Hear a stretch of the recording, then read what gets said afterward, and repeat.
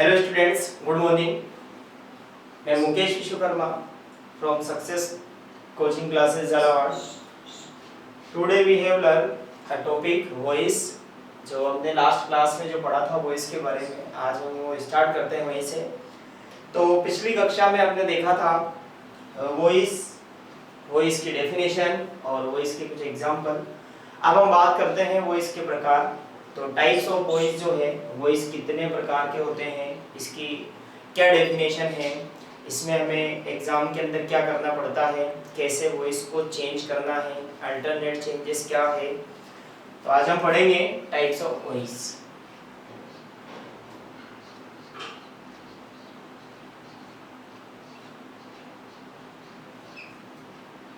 Voice के प्रकार।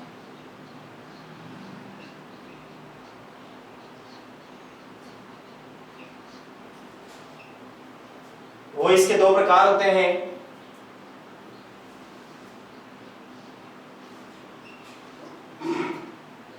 First जो पार्ट है इसका वो एक्टिव वॉइस,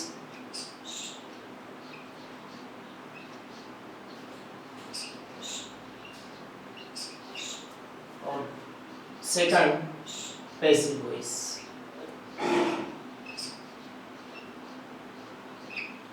एक्टिव वॉइस और पैसिव वॉइस। अब एक्टिव से आपको कुछ समझ में आ रहा है। वॉइस जो है वो इसके दो प्रकार होते हैं, active voice and passive voice. Active voice के बारे में समझते हैं। कुछ सेंटेंस ऐसे होते हैं जिसमें हमारा सब्जेक्ट जो है वो कार्य करता है, तो उसे हम एक्टिव वॉइस कहेंगे।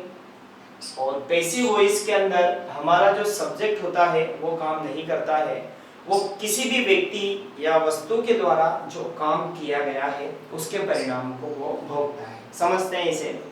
एक्टिव वॉइस के लिए, एक्टिव वॉइस की जो हमारी डेफिनेशन होगी,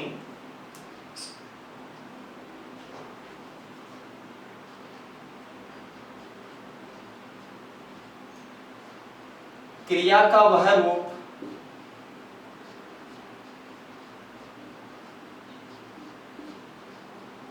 जिससे हमें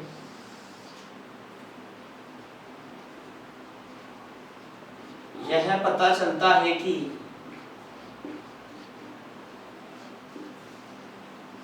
सब्जेक्ट कार्य कर रहा है,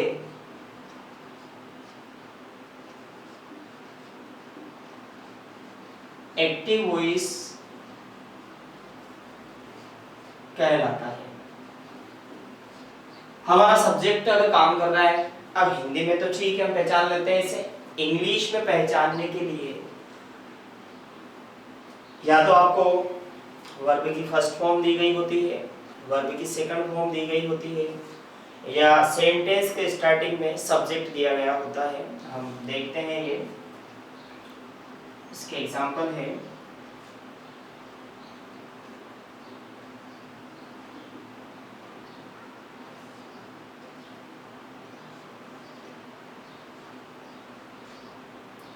Rahul go to school.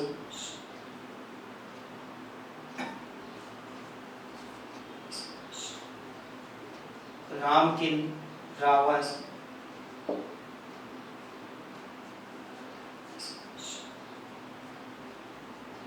My mother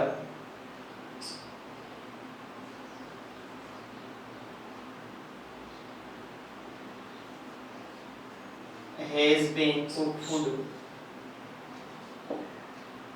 ये जो हमें सेंटेंस दिए गए हैं ये सारे के सारे एक्टिव वॉइस के अंदर है, क्योंकि यहाँ पर जो हमारा सब्जेक्ट है वो सब्जेक्ट कार्य कर रहा है। हम बात करते हैं पैसिव वॉइस की। पैसिव वॉइस को पहचानने के लिए इसमें जो हमारा सब्जेक्ट होता है वो सब्जेक्ट कार्य नहीं करता है, सब्जेक्ट कार्य नहीं करता है। इसमें इसे पहचानने के लिए इंग्लिश के अंदर दो ट्रिक होती है। फर्स्ट ट्रिक तो ये, पैसिव वॉइस को पहचानने के लिए ऑब्जेक्ट से पहले बाय दिया गया होता है, ऑब्जेक्ट से पहले बाय दिया गया होता है। और सेकंड जो है, पैसिव वॉइस के अंदर हमेशा मेन वर्ब की थर्ड फॉर्म का यूज किया जाता है। जैसे अभी हमने यहाँ पर गो वर्ब की फर्स्ट फॉर्म का यूज किया है, किल वर्ब की फर्स्ट फॉर्म का यूज किया है, कुक वर्ब की फर्स्ट फॉर्म का यूज किया है। वर्ब की थर्ड फॉर्म जो आती है वो पैसिव वॉइस में होती है। इसकी हम डेफिनेशन समझते हैं।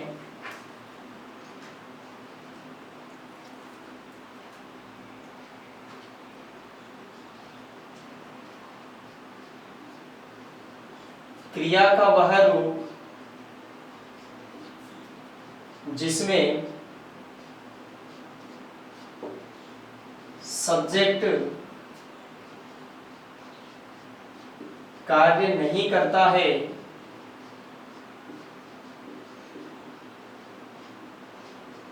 अर्थात किसी व्यक्ति या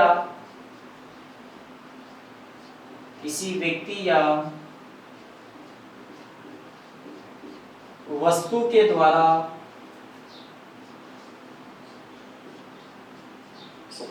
किए गए कार्य के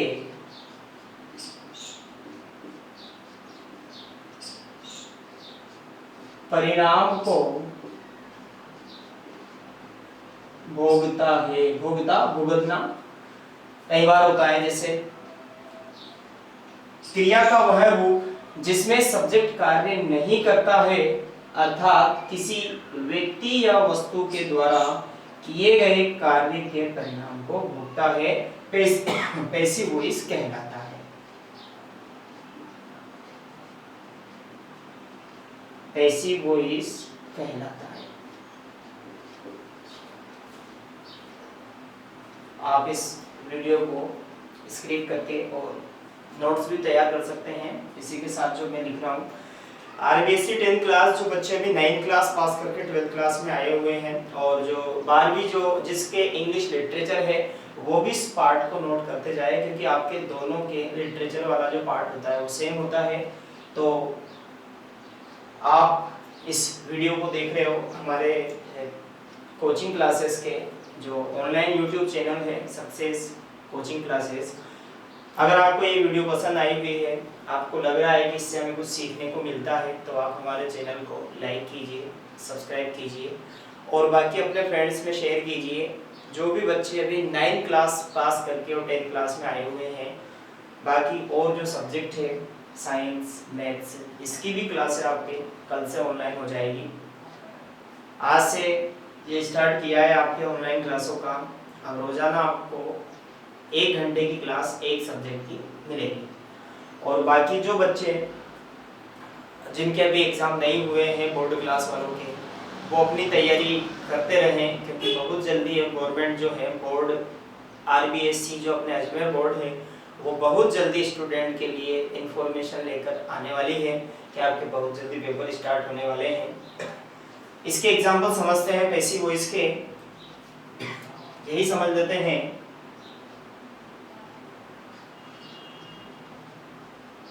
Ravan is killed by Ram, ये हमारा सेंटेंस लिखा हुआ है। अब ये पैसिव वॉइस में हमें कैसे पता चलता है? यहाँ हमें दे रखी है वर्ब की थर्ड फॉर्म और बाय दे रखा है। वर्ब की थर्ड फॉर्म या बाय दे रखा है तो ये हमारा जो सेंटेंस है पैसिव वॉइस में होता है। इसकी यही पहचान होती है कि इसमें जो हमारा सब्जेक्ट था राम वो काम नहीं कर रहा है। बाय जब भी आ जाता है या वर्ब की थर्ड फॉर्म दी गई होती है तो हमारा जो सब्जेक्ट है वो स्वयं कार्य नहीं करता है, जबकि व्यक्ति के द्वारा या किसी वस्तु के द्वारा जो काम किया जाता है उसका परिणाम ये भोगता है। और समझ लेते हैं।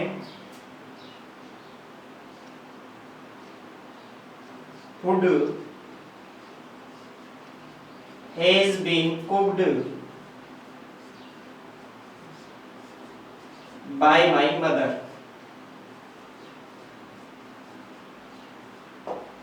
Food has been cooked by my mother।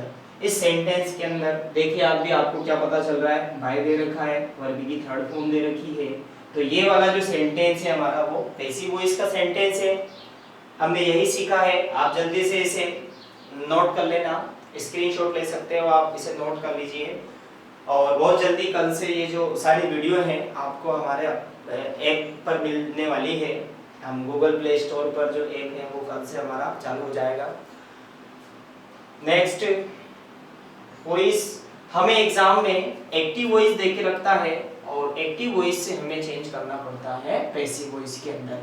तो हम यही देखेंगे सेंटेंस को एक्टिव वॉइस से और जो पैसिव वॉइस में हमें सेंटेंस चेंज करने हैं उसके जो रूल्स होते हैं वो रूल्स हम देखते हैं।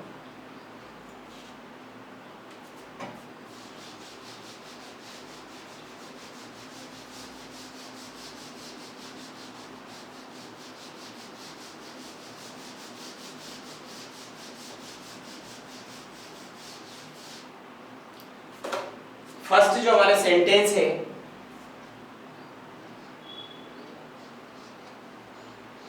एसर्टिव सेंटेंस, एसर्टिव सेंटेंस जिनको हम सिंपल सेंटेंस भी बोलते हैं।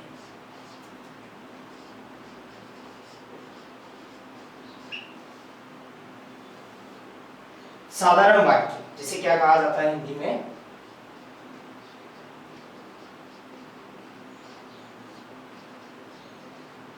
साधारण वाक्य।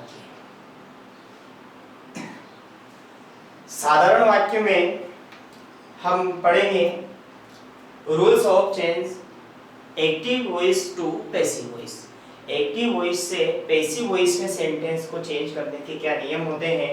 हमें एग्जाम के अंदर एक्टिव वॉइस से पैसिव वॉइस में हमें सेंटेंस को चेंज करना पड़ता है, तो हम नियम पढ़ेंगे एक्टिव वॉइस से पैसिव वॉइस बनाने के लिए।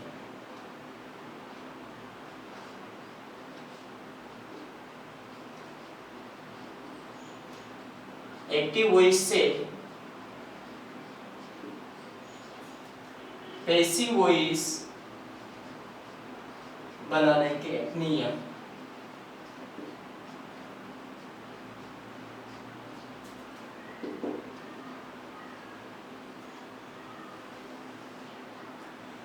रूल नंबर फर्स्ट, जो हमारा रूल नंबर फर्स्ट है,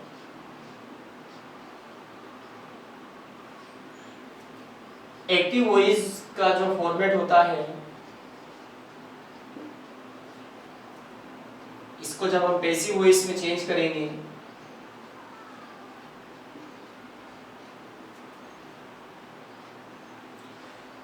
एक्टिव वॉइस का जो फॉर्मूला होता है, जो स्टेप होती है सेंटेंस की, सबसे पहले हमें सेंटेंस के अंदर दिया गया होता है सब्जेक्ट। क्या दिया गया होता है हमें सबसे पहले? सब्जेक्ट।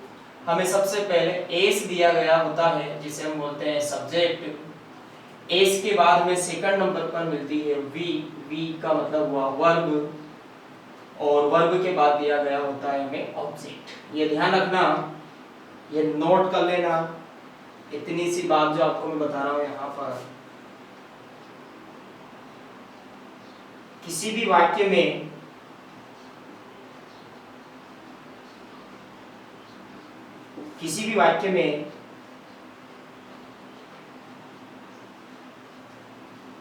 मेन वर्ब के ठीक बाद में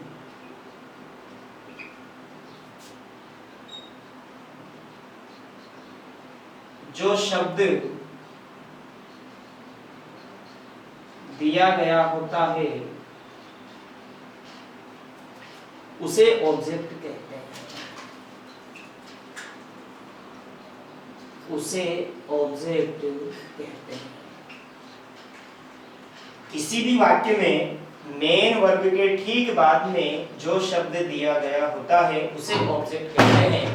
ये आप सीखोगे जब हमारे सेंटेंस हम पढ़ेंगे, तो सेंटेंस में आपको ये बात याद करनी है। आप इसे नोट करने से पहले इस बात को नोट कर लीजिए, किसी भी सेंटेंस में मेन वर्ब के ठीक बाद में हमें ऑब्जेक्ट दिया गया होता है। तो एक्टिव वॉइस का जो हमारा फॉर्मेट होता है, फॉर्मूला होता है, सब्जेक्ट दिया गया होता है, सब्जेक्ट होता है फर्स्ट नंबर पर, हमारा जो सब्जेक्ट है वो फर्स्ट नंबर पर हमें दिया गया होता है। सब्जेक्ट के ठीक बाद सेकंड नंबर पर वर्ब होती है और थर्ड नंबर पर दिया गया होता है ऑब्जेक्ट। अब हमें क्या करना है, एक्टिव वॉइस से पैसिव वॉइस में हमें चेंज करना है। एक्टिव वॉइस से अगर आपको सेंटेंस को पैसिव वॉइस में चेंज करना है तो आपको जो हमारा ऑब्जेक्ट है उसे हम आगे लेके आ जाएंगे और हमारे सब्जेक्ट को पीछे लेके चले जाएंगे। देखना समझना इसे। एक्टिव वॉइस का जो फॉर्मूला होता है, सब्जेक्ट फर्स्ट नंबर पर आता है, सब्जेक्ट सेकंड नंबर पर होती है हमारी मेन वर्ब, थर्ड नंबर पे होता है हमारा ऑब्जेक्ट। अब हमें एक्टिव वॉइस से पैसिव वॉइस में चेंज करना है, तो ऑब्जेक्ट को आगे लेकर आना है, सब्जेक्ट को पीछे लेकर जाना है। इसमें 5 वाला रूल जो है वो चलता है। फर्स्ट वाला जो रूल्स है हमारा, पहला जो नियम है एक्टिव से पैसिव बनाने का, उसमें 5 1 2 3 4 5 ये वाला रूल लगेगा। ये रूल क्या होता है, अब ये जो है मैं जो संख्याएं बोल रहा हूँ इसका क्या नियम बनता है वो नियम हम देखते हैं। हमें क्या करना है, एक्टिव से पैसिव में चेंज करने के लिए ऑब्जेक्ट को आगे लेकर आना है, सब्जेक्ट को पीछे लेकर जाना है। ये ध्यान रखना, ऑब्जेक्ट को आगे लेके आ जाएंगे और सब्जेक्ट को पीछे लेके चले जाएंगे। देखते हैं इसे। सबसे पहले हमारा ऑब्जेक्ट आगे आ जाएगा,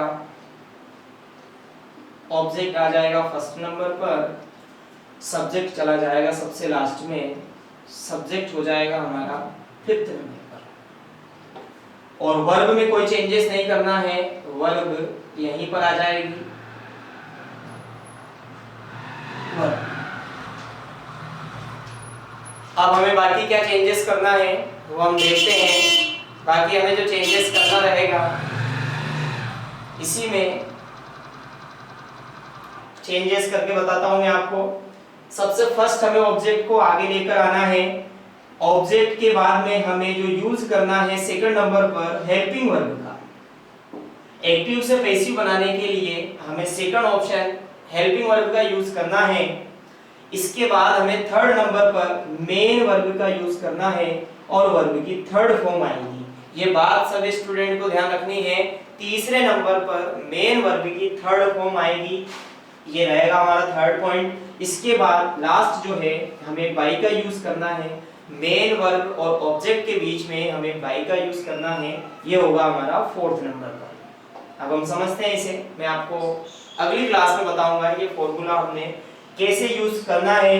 बस आप तो ये ध्यान रखना, 5 वाला जो अपना नियम होता है, फर्स्ट ऑब्जेक्ट, सेकंड नंबर पर हम लेके आ जाएंगे हेल्पिंग वर्ब को, थर्ड नंबर पर आ जाएगी हमारी मेन वर्ब की थर्ड फॉर्म, और फोर्थ नंबर पर हमें लगाना है बाई, और फिफ्थ नंबर पर हम सब्जेक्ट को लेकर जाएंगे। Thanks to all student for watching our classes video.